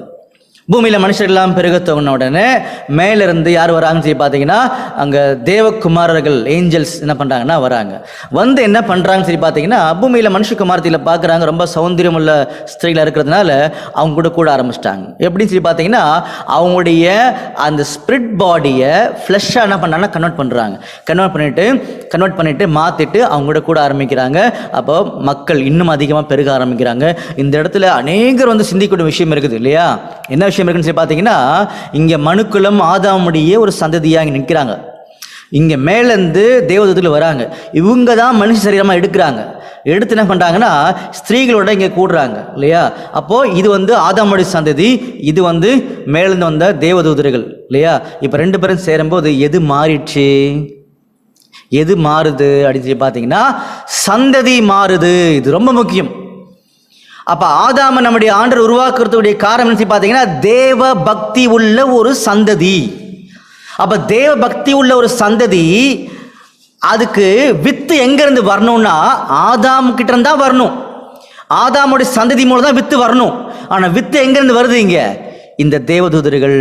அப்போ இந்த தேவதூதர்களுடைய மைண்ட் இங்கே மாறிட்டு கரப்ட் ஆகிட்டு இருக்குது எங்கேயோ. அப்போது மேலே இருக்கிற வரைக்கும் நல்லா இருந்திருக்கிறாங்க, கீழே வந்தபோது அவனுடைய மைண்டு கரெக்ட் ஆகிடுச்சு. என்ன காரணமாக இருக்குன்னா இந்த பிசாசுகளின் தலைவன் இருக்காரு பார்த்தீங்களா, லூசிஃபர். கேஜேவி வருஷனில் மட்டும்தான் லூசிஃபர் எழுதப்பட்டிருக்கும் இல்லையா? ஸோ அவனுடைய ஒரு கன்னிங்கான தந்திரமான ஒரு செயல்பாடுகள் தான் இந்த இடத்துல முக்கியமான காரணம். அப்போது இவங்க வந்த தேவதர்கள் எல்லாமே லூசிஃபருடைய கூட்டாளிகள். ஏற்கனவே பரலோகத்தில் கீழே வரும்போது இவர் சொல்லக்கூடிய வார்த்தைக்கு ஈஸியாக கன்வின்ஸ் ஆகிட்டாங்க எல்லாமே. அப்போது ஆதாம் விளைவிக்கிறதுக்காக முதல்ல ஒரு பொய் சொன்னான் தெரியுமா சாத்தான்? நீங்கள் சாகவே சாவதில்லை. அந்த பொய்யை நிலைநாட்டுறதுக்கு தான் ஒவ்வொரு காரியத்தையும் தவறாக பண்ணிட்டு இருக்கிறான். அது ரைட்டு மாதிரி புரி வச்சான். இப்போ என்ன ஆகிட்டாங்கன்னா மனுக்குளம் என்ன பண்ணிட்டாங்க, நல்லா பெருக ஆரம்பிச்சிட்டாங்க இல்லையா? இப்படி பெருக ஆரம்பிக்கும் போது கூட பார்த்தீங்கன்னா அன்னைக்கு ஒரே ஒருத்தர் ரொம்ப உண்மையாக வாழ்ந்திருக்கார் நம்முடைய ஆண்டவருக்காக. யார் அது? தொடர்ந்து படிங்க அப்படி. ஆதியாகமம் 6ஆம் அதிகாரம் 3ஆம் வசனம் முதல். அப்பொழுது கர்த்தர், என் ஆவி என்றென்றைக்கு மனுஷரோடு போராடுவதில்லை, அவன் மாம்சம்தானே, அவன் இருக்க போகிற நாட்கள் 120 வருஷம் என்றார். பார்த்தீங்கன்னா அன்புக்குரிய சகோதர சகோதரிகளே, நிறைய கேள்விகளை வந்து எழுப்ப முடியும். பட் உங்களுக்கு வந்து கொஞ்சம் சங்கடமாக இருக்கும். என்னடா நிறைய கேள்விகள் மட்டுமே எழுப்புறாங்களே, பதில சொல்ல மாட்டுறாங்களேன்ற ஒரு சங்கடம் இருக்கும் இல்லையா? அட்லீஸ்ட் நீங்கள் கேள்வியை புரிஞ்சுக்கிட்டீங்கன்னா நீங்களா தேட ஆரம்பிப்பீங்க இல்லையா? பதில் இருக்குது, ஆனால் டைம் மட்டும் தான் இல்லை. யாருக்காவது தெரியலனா உடனே ஃபோன் பண்ணுங்க, ஒன் டே ஃபுல்லாக உட்காந்து நம்ம பேசுவோம் இல்லையா? என்ன கேள்வின்றதை மட்டும் உங்ககிட்ட பகிர்ந்து இந்த டைமில். அப்போது மனுஷன் இருக்க போகிறது 120 வருஷம் தானேன்னு சொல்கிறார். அப்போ 126 வருஷத்துக்கு அப்புறம் மனுஷன் இருக்க மாட்டானா? மனுஷங்க இருந்தாங்கல்ல, ஆதாமே 930 வருஷம் இருந்திருக்காருல்ல. சரி, இதுக்கப்புறம் சொல்கிறான்னு சொல்லி நீங்கள் சொன்னீங்கன்னா கூட நம்மளோட நோவா இருந்திருக்காருல்ல, அவங்களோட பசங்க இருந்திருக்காங்கல்ல, 120 வயசுக்கு மேலே இருந்திருக்காங்கல்ல. அப்போ அங்கே சொல்லப்பட்ட அந்த வார்த்தையினுடைய பொருள் என்ன கண்டுபிடிக்க முடியும். வசனம் இருக்குது, பின்னாடி பார்க்கலாம். அடுத்து படிங்க. 4ஆம் வசனம். அந்நாட்களில் ராட்சதர் பூமியிலே இருந்தார்கள். பின்பு தேவகுமாரர் மனுஷகுமாரனை கூடுகிறதினால் இவர்கள் அவர்களுக்கு பிள்ளைகளை பெற்றபொழுது இவர்களும் பூர்வத்தில் பேர் பெற்ற மனுஷராகிய பலவான்கள் ஆனார்கள். மனுஷனுடைய அக்கிரமம் பூமியிலே பெருகிறது என்றும் அவன் இருதயத்தின் நினைவுகளின் தோற்றமுள்ள நித்தமும் பொல்லாதது என்றும் கர்த்தர் கண்டு தாம் பூமியில் மனுஷனை உண்டாக்கினதுக்காக கர்த்தர் வரசாபப்பட்டார். பார்த்தீங்களா, ரொம்ப வேதனைப்பட்டார். இப்படிலாம் மனுஷன் மாறிட்டான்னு சொல்லி வேதனைப்பட்டார். ஆனால் அந்த டைமில் கூட ஒரு நம்பிக்கை நட்சத்திரமாக யார் வாழ்ந்து காமிச்சான்னு சொல்லி பார்க்கும்போது 8ஆம் வசனம் படிங்க. 8ஆம் வசனம். நோவாவுக்கு கர்த்தருடைய கண்களில் கிருபை கிடைத்தது. நோவாவின் வம்ச வரலாறு. நோவா தன் காலத்தில் இருந்தவர்களுக்குள்ளே நீதிமானும் உத்தமனுமாய் இருந்தான். பார்த்தீங்களா, அந்த டைம்ல ரொம்ப நீதிமான உத்தமனா இருந்திருக்காரு. அவர் மட்டும் தான் என்ன பண்ணிருக்காருன்னா நம்முடைய ஆண்டவர் கூட சஞ்சரித்து கொண்டிருந்தார். அப்ப யாரெல்லாம் ஆண்டவர் கூட சஞ்சரித்து கொண்டிருக்கிறாங்களோ அப்படி என்ன அர்த்தம்னா, அவனுடைய வார்த்தையை உண்மையா கேட்டு, உண்மையான வார்த்தையை கேட்டு உண்மையா யாரெல்லாம் வாழ்றாங்களோ அவங்களாம் ஆண்டவர் கூட சஞ்சரித்து கொண்டிருக்கிறாங்க அர்த்தம். அப்படி நோவா இருக்கும்போது நோவா கூப்பிட்டு ஆண்டவர் சொன்னார், நோவா கொஞ்சம் நல்லா கவனிங்க, படிங்க. 10ஆம் வசனம். நோவா சேம் காம் யாஃபேத் என 3 குமாரரை பெற்றான். பூமியானது தேவனுக்கு முன்பாக சீர்கெட்டதாக இருந்தது, பூமி கொடுமையினால் நிறைந்திருந்தது. தேவன் பூமியை பார்த்தார், இதோ அது சீர்கெட்டதாக இருந்தது, மாம்சமான யாவரும் பூமியின் மேல் தங்கள் வழியை கெடுத்துக் கொண்டிருந்தார்கள். அன்புக்குரிய சகோதர சகோதரிகளே, இந்த முதலாம் உலகம் சொல்லக்கூடிய காலப்பகுதியில் ரொம்ப முக்கியமான பாயிண்ட் இப்போ நம்ம படிக்கிறது.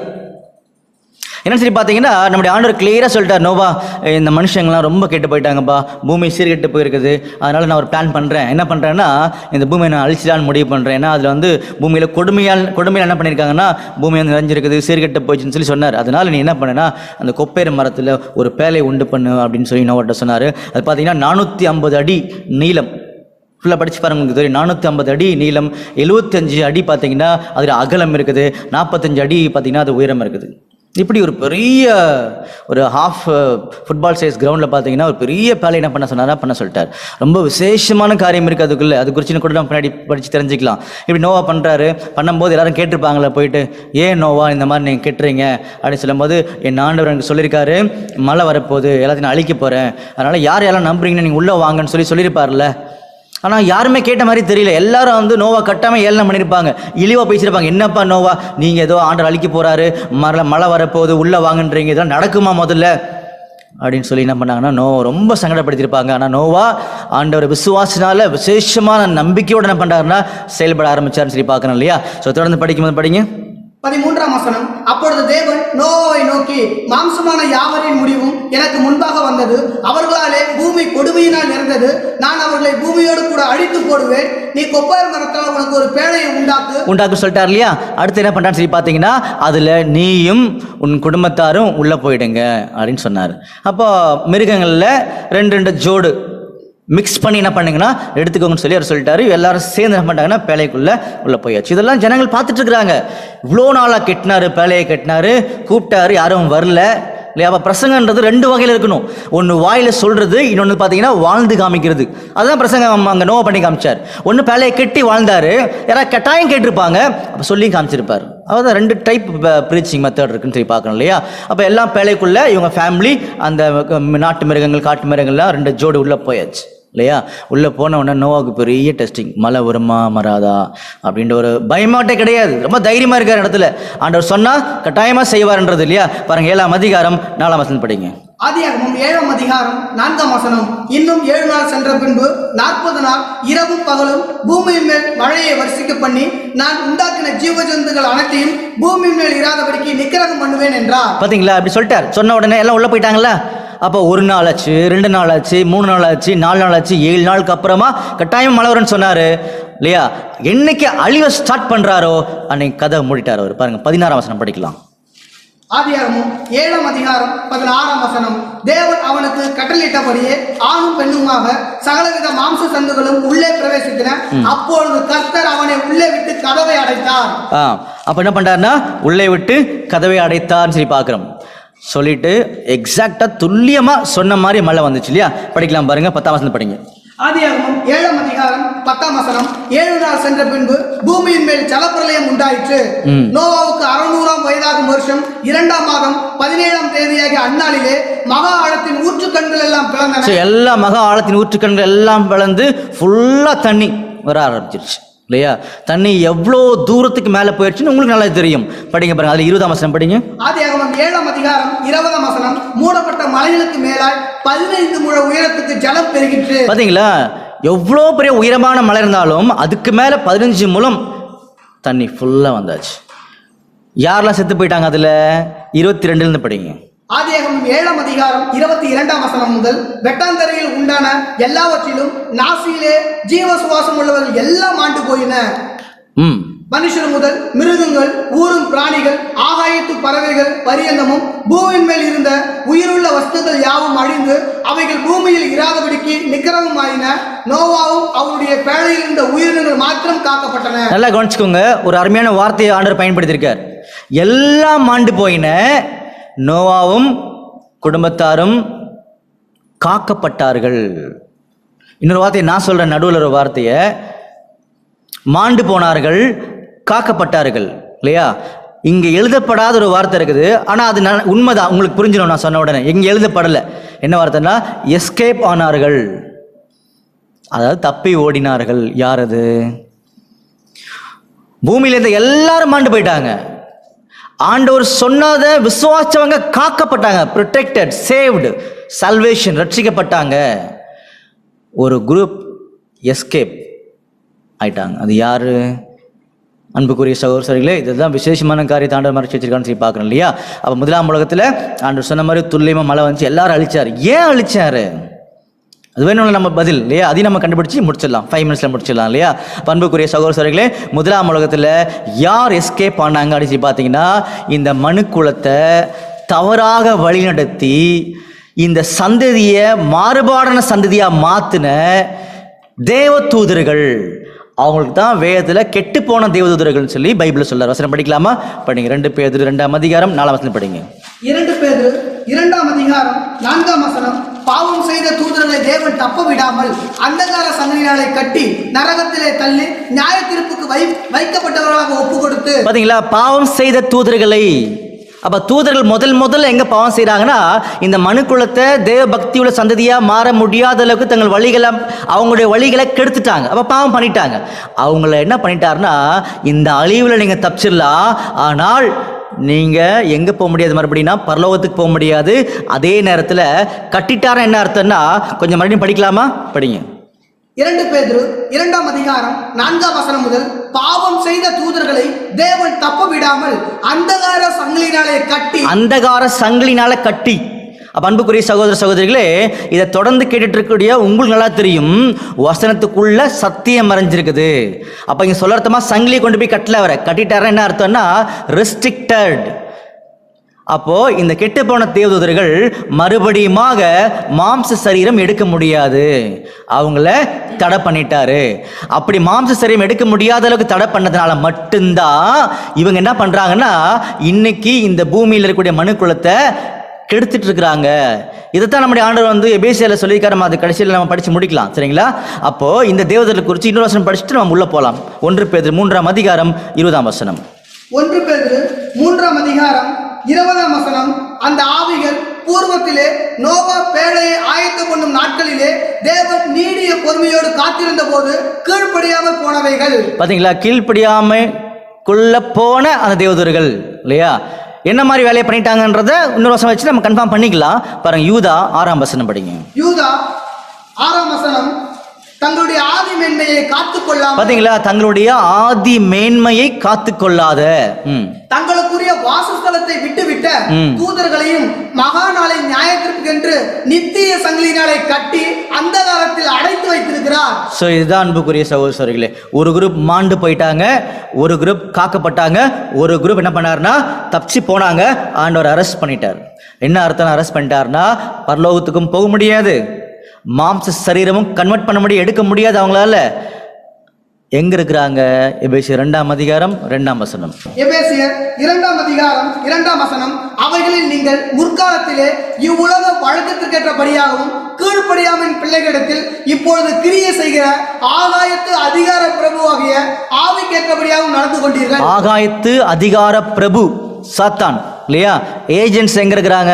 எபேசியர் 6:11 படிங்க. எபேசியர் 6ஆம் அதிகாரம் 11ஆம் வசனம் முதல், நீங்கள் பிசாசின் தந்திரங்களோடு எதிர்த்து நிற்க திராணி உள்ளவர்களாகும்படி தேவனுடைய சர்வாயுத வர்க்கத்தையும் தரித்துக் கொள்ளுங்கள். ஏனெனில் மாம்சத்தோடும் இரத்தத்தோடும் அல்ல, துரைத்தனங்களோடும் அதிகாரங்களோடும் இப்பிரபஞ்சத்தின் அந்தகார லோகாதிபதிகளோடும் வான மண்டலங்களில் உள்ள பொல்லாத ஆவிகளின் சேனைகளோடும் நமக்கு போராட்டம் உண்டு. பாத்தீங்களா? வான மண்டலத்தில் உள்ள பொல்லாத ஆவிகளுடைய சேனைகள். அப்போ இவங்க எல்லாரும் என்ன பண்ணாரா, சாத்தான் லூசிஃபர் தலைவன் கூட இருக்கக்கூடிய கெட்டு போன எல்லா தேவதர்களையும் அரெஸ்ட் பண்ணி என்ன பண்ணாருன்னா வான மண்டலத்தில் வச்சுட்டார். அது என்னன்றதை பின்னாடி நம்ம கவனிக்கலாம். அப்போ அவங்க கொடுக்கப்பட்ட தண்டனை என்னன்னா, மறுபடியும் கன்வெர்ட் பண்ண முடியாது, அவங்களோட சரீரத்தை மாம்சத்தில் கொண்டு வர முடியாது அப்படின்றத இங்கே தெளிவுபடுத்திட்டார் இல்லையா? ஆனால் அவங்க சொன்ன பொய்யை நிலைநாட்டுறதுக்காக தான் இன்னைக்கு நிறைய பொய்களை வெளியே கொண்டு வந்துருக்கிறார் சாத்தான். அதுல மாபெரும் பொய் தான் மரணத்தை பற்றின காரியம். அதுல மாபெரும் பொய் தான் மரணத்தை பற்றின காரியம். அதை குறித்து ரொம்ப தெளிவான பதில அடுத்தடுத்த வகுப்பில் நம்ம கண்டுபிடிக்க போறோம் இல்லையா? அன்புக்குரிய சகோதர சகோதரிகளே, இந்த கெட்டுப்போன தேவதூதருடைய நிலைமை இது. மாண்டு போயிட்டாங்க ஒரு குரூப், அவங்க அதோட போயிட்டாங்க, முடிஞ்சிருச்சு. அடுத்து பார்த்தீங்கன்னா ஒரு குரூப் காக்கப்பட்டாங்கன்னு சொல்லிட்டார் இல்லையா? அப்படின்னா இந்த மாண்டு போனாங்கல்ல ஒரு குரூப் ஏன் அழிச்சாரு? அன்புக்குரிய தேவஜனமே, ஆச்சரியமான உண்மை அதுக்குள்ளே காத்திருக்குது. ஏன் அழிச்சாரு? அதை நம்ம கண்டுபிடிக்கணும் இல்லையா? அதை நம்ம கண்டுபிடிக்கலாம். அப்படி கண்டுபிடிக்கும் போது பார்த்தீங்கன்னா நமக்கு எந்த உண்மையை பகிர்ந்துக்க போறான்றதா இப்போ நம்ம கொஞ்சம் கூர்ந்து கவனிக்கணும். அப்போ நம்முடைய ஆண்டவருடைய திட்டம் என்ன? தேவ பக்தி உள்ள சந்ததி.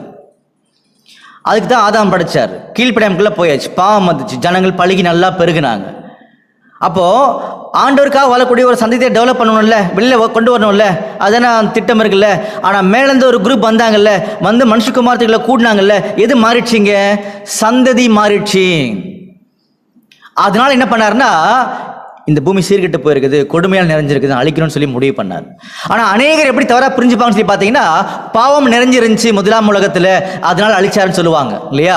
அப்படின்னா முதலாம் உலகத்துக்கு அப்புறம் பாவம் இல்லையா, இல்லை இன்னைக்கு தான் பாவம் இல்லையா? இன்னைக்கு நிறைய இருக்குல்ல. அப்படின்னா ஒவ்வொரு செகண்டும் உலகத்தை அழிச்சிருக்கணும்ல. அப்போ அது காரணம் இல்லை. காரணம் என்னன்னு சொல்லி பார்த்தீங்கன்னா, இந்த சந்ததி மாறிடுச்சு. அப்படின்னா ஒரு கலப்பின சந்ததி உருவாகினால மட்டும்தான் நம்முடைய ஆண்டவர் அழிச்சாரே தவிர வேற காரணம் இல்லை. புரிந்து கொள்ளுங்கள், இதுதான் பிரம்மாண்டமான உண்மை இல்லையா? அப்போ உங்களுக்கு நல்லா புரிஞ்சிருக்கும். பாவம் பெருகினால அழிக்கல. காரணம் என்னன்னா, பாவம் காரணம் கிடையாது. என்ன காரணம்னா, ஆண்டோடைய திட்டத்துக்கு விரோதமாக ஒரு செயல்பாடு உள்ள வந்துச்சு. திட்டம் என்ன? தேவ பக்தி உள்ள சந்ததி. அந்த சந்ததி கலப்பின சந்ததியா மாறிடுச்சு இந்த தேவதைகள் வந்ததுனால. அதனால அழிச்சிட்டாருன்னு சொல்லி நம்மளுக்கு புரிய வச்சு உறுதிப்படுத்திட்டார் இல்லையா? இப்ப நமக்கு என்ன சொல்ல போறாரு? மத்தேயு 24ஆம் அதிகாரம் 37ஆம் வசனம். மத்தேயு 24ஆம் அதிகாரம் 37ஆம் வசனம். நோவாவின் காலத்தில் எப்படி நடந்ததோ அப்படியே மனுஷகுமாரன் வரும் காலத்திலும் நடக்கும். பாத்தீங்களா? இன்னைக்கு அதே சூழ்நிலை எக்ஸாக்டா சொல்றாரு.